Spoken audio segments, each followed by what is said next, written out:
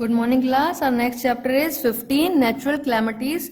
ठीक है, प्राकृतिक आपदाएं, जो भी प्रकृति में हो रहा है या प्रकृति की तरफ से हो रही हैं क्लैमिटीज, कुछ आपदाएं जो हमें हार्मफुल होती हैं, नुकसान पहुंचाती हैं।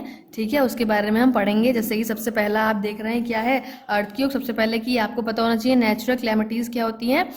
कुछ ऐसी चीज़ें नेचर के द्वारा घटित होती हैं जो हमें क्या करती हैं, हार्म करती हैं। सम क्लैमिटीज जैसे कि अर्थक्वेक, वोल्केनो इरप्शन, ठीक है, फ्लड, साइक्लोन, ड्रॉट, सुनामी, ये सब क्या है, हमारी नेचुरल क्लैमिटीज हैं। अब सबसे पहला है हमारा अर्थक्वेक, ठीक है, यानी कि भूकंप। अर्थक्वेक जो था नेपाल में 25 अप्रैल 2015 में जो आया था, वो सबसे बड़ा अर्थक्वेक था। और उसमें कम से कम 9000 पीपल जो थे वो उनकी डेथ हो गई थी। और कई ज़्यादा जो लोग थे उसमें इंजर्ड भी थे, और कई लोगों के घर भी खत्म हो गए थे और उन्होंने अपने बिलोंगिंग्स को भी खो दिया था। ठीक है, और अर्थक्वेक कब आता है, जब जो ग्राउंड है हमारी वो शेक करती है। And this cause electric building, trees, electric poles and even dam build on river to shake. मतलब ये सब चीज़ें क्या करती हैं, शेक करती हैं हमारे अर्थक्वेक आने से। Several earthquake can cause crack in wall of, कभी कभी जो हमारी बिल्डिंग्स की वॉल है वो क्रैक कर जाती हैं, कभी कभी इतनी तेज से आता है कि बिल्डिंग्स हमारी गिर भी जाती हैं। ठीक है, अब व्हाट कॉजेज अर्थक्वेक का कारण क्या है। जो हमारी टॉप सरफेस है, आपने पढ़ा था चैप्टर 13 में कि क्रस्ट, मेंटर, कोर, तीन हमारी होती हैं अर्थ लेयर। ठीक है, तो हमारी जो अर्थ है उसकी जो टॉप लेयर है वो क्या कहलाती है, क्रस्ट कहलाती है। It's average thickness is about 30 kilometre. इसकी जो मोटाई है, थिकनेस है, वो कितनी है, 30 किलोमीटर है। ठीक है, below the cool crust is the mental which is made up of hot melted rock. जो मेंटल है, जो मेंटल हमारी लेयर है अर्थ की, वो मेल्टेड रॉक से मिलकर बनी होती है, हॉट मेल्टेड रॉक से मिलकर बनी होती है। ठीक है, in some places there are cracks in the earth. कुछ क्रैक्स हो जाती है हमारी अर्थ की जो क्रस्ट है, क्रस्ट जो लेयर है उसमें, उसको क्या कहा जाता है, फॉल्ट्स कहा जाता है।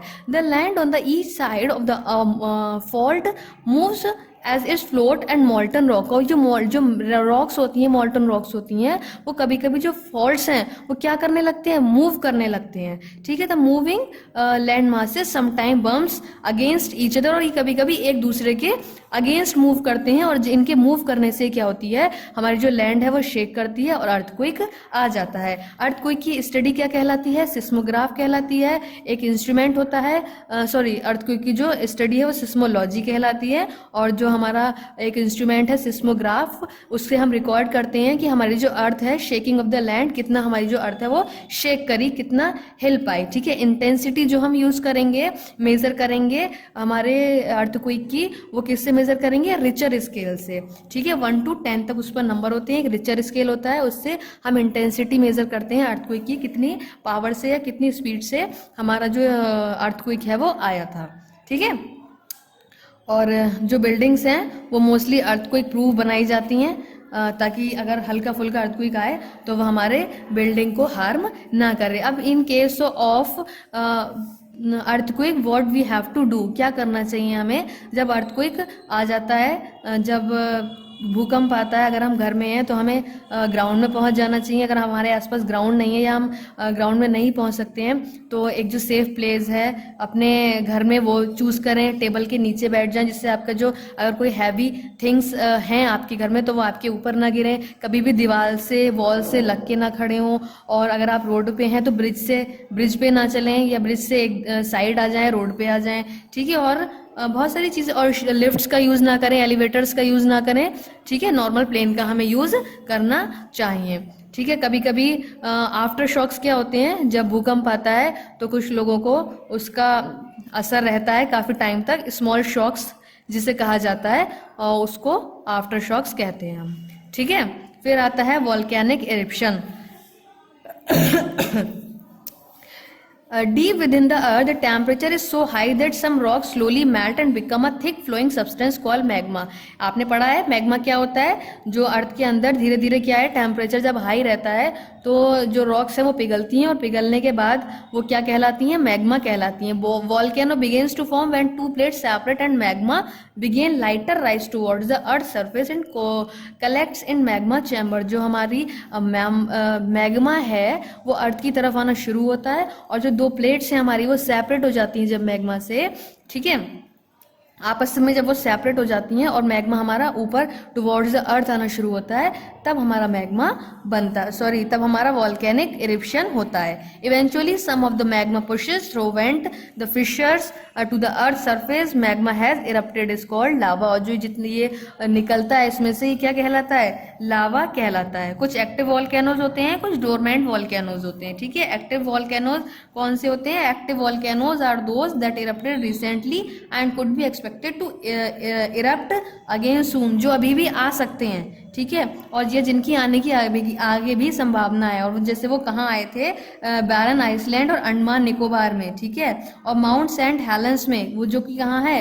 आपका United State, and Mount Etna in Italy are also active volcanoes, ये भी एक्टिव वॉल्केनोज हैं, ठीक है। डोरमेंट वॉल्केनोज कौन से होते हैं, dormant volcano is an active volcano that is quite and has no erupted recently, जो अब दोबारा जिनकी आने की ज़्यादा पॉसिबिलिटी नहीं है, वो दोबारा इरप्ट नहीं होंगे, ठीक है। और आपको यहाँ पे कुछ नेम भी दिए गए हैं डोरमेंट वॉल्केनो के, माउना किया एंड माउंट किलिमांजारो, ये सब क्या है हमारे डोरमेंट वॉल्केनो हैं। एक और होता है आपका एक्सटेंट वॉल्केनो, जो कि बहुत साल पहले अप्रॉक्स 10,000 ईयर पहले आए थे और अब उनकी दोबारा आने की संभावना नहीं है, ठीक है। फिर आपका है आता है आपका फ्लड्स एंड साइक्लोन्स, यानी कि बाढ़ और तूफान। साइक्लोन आपका एक टाइप का तूफान है। पानी जब आपका जो वाटर है वो वाटर वेव जब बहुत ज़्यादा स्पीड से आती हैं तब आपकी फ्लड, आपकी बाढ़ आने का कारण कहलाती हैं वो। और जब रेन कंटिन्यूसली रेनिंग होती रहती है तो वो भी बाढ़ आने का कारण होती है। इससे लोगों को बहुत ज़्यादा नुकसान होता है, उनका घर, उनकी बिलोंगिंग्स या उनके फूड, उनका शेल्टर, ये सब चीज़ें उनकी प्रॉपर्टी सब डैमेज हो जाती है, ठीक है। और बहुत सारी चीज़ें हैं जो उनको बाढ़ जो है वो इफ़ेक्ट करती है।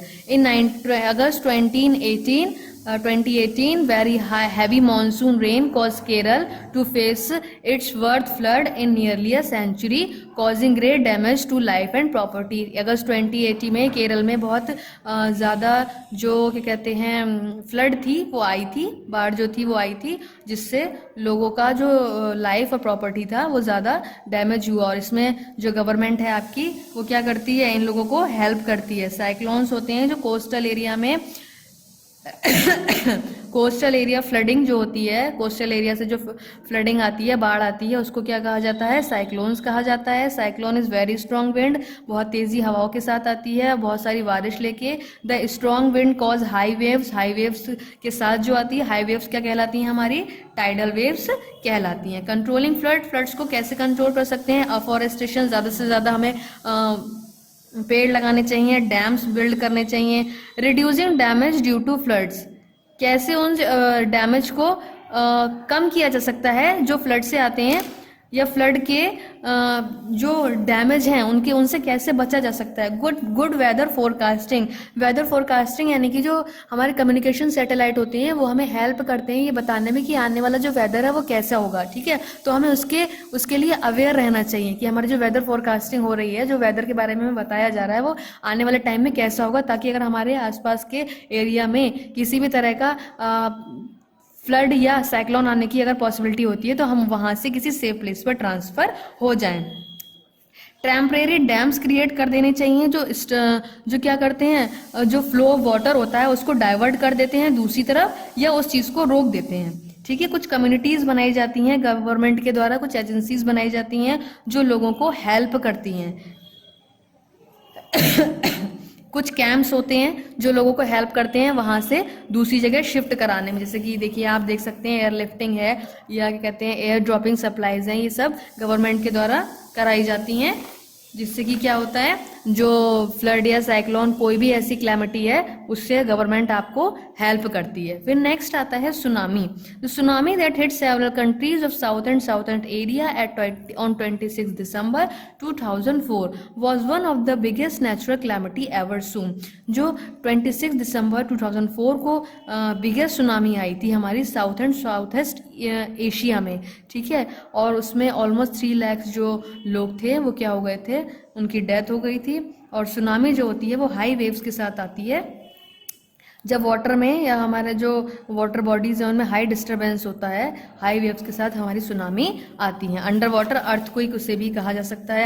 अंडर वाटर जब अर्थक्वेक आता है तो उसको उससे भी जो सुनामी है उसका कारण वो बनती है, ठीक है। नेक्स्ट आता है ड्रॉट। ड्रॉट यानी कि सूखा पड़ जाना, किसी चीज़ की कमी हो जाना। जैसे कि बहुत ज़्यादा गर्मी होती है तो हमारी जो सॉइल है, मिट्टी है, वो क्या करती है, सूख जाती है, और उस पर जो हमारे फार्मर्स हैं, जो किसान हैं, वो क्रॉप्स नहीं लगा सकते, ठीक है। तो यह शॉर्टेज ऑफ वाटर हो जाता है, कमी हो जाती है, पानी का सूखा पड़ जाना, ठीक है। When rivers and pond dry up the land become completely dry and no crops can grow. मैंने बताया आपको, जब हमारी जो रिवर्स हैं, पॉन्ड्स हैं, वो सूख गए सब और वो कंप्लीटली ड्राई हो गए, तब हम वहाँ कोई क्रॉप नहीं ग्रो कर सकते, तो वो कंडीशन हमारी क्या कहलाती है, ड्रॉट कहलाती है। जैसे कि Rajasthan, some parts of Rajasthan, Gujarat, Madhya Pradesh, ये ऐसे हमारे ड्रॉट एरिया हैं जहाँ पे ड्रॉट्स हैं या यहाँ पे कमी है कुछ चीज़ों की, ठीक है। This is because the monsoon wind जो है वहाँ पे बारिश बहुत कम होती है, या मानसून विंड्स हैं वहाँ पे बिल्कुल नहीं है, मॉइस्चर वहाँ पे बिल्कुल नहीं है,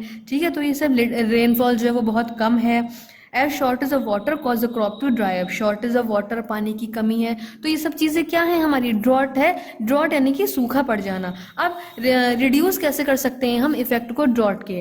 ट्रीज रिलीजिंग, अफॉरेस्टेशन करना चाहिए, ज़्यादा से ज़्यादा पेड़ लगाना चाहिए। Afforestation can increase rainfall and reduce the incident of drought as has been demonstrative in part of Rajasthan, ठीक है। जैसे कि आपको पता है राजस्थान में क्या है, बारिश बहुत कम होती है, तो अफॉरेस्टेशन ज़्यादा से ज़्यादा करना चाहिए, पेड़ ज़्यादा से ज़्यादा लगाने चाहिए। रेन वाटर हार्वेस्टिंग करनी चाहिए। Can increase the underground water. इससे हम क्या करते हैं, अंडरग्राउंड वाटर जो है उसको कलेक्ट किया जाता है। रेन वाटर हार्वेस्टिंग में जो चेक डैम्स हैं वो बनाने चाहिए, और जिसमें रेन वाटर जो हमारा कलेक्ट होता रहता है, which can be used when there are no rain, is a good method of rain water harvesting.